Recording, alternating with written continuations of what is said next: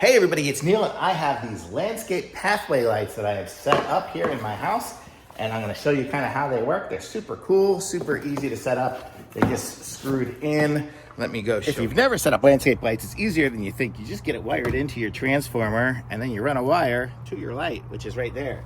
I have mine set up on dusk to dawn. I don't know if it's going to work if I hold my hand over it to turn it on, but I'll show you at night what it looks like. But they are super cool. They just go into the ground like that, and then you can screw the tops on, so it's easy. I got 4 of them here, so very cool. And here we are, and look at this.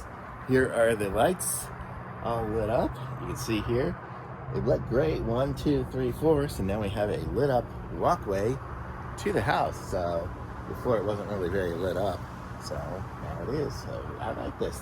It's cool. They were super easy to set up. They just have the wires going through them, and then it goes to my controller here, which I have set up as a just go on at night and go off in the morning. So we're good. Totally cool. Very nice. And I like them here for our little walkway. Thumbs up for sure.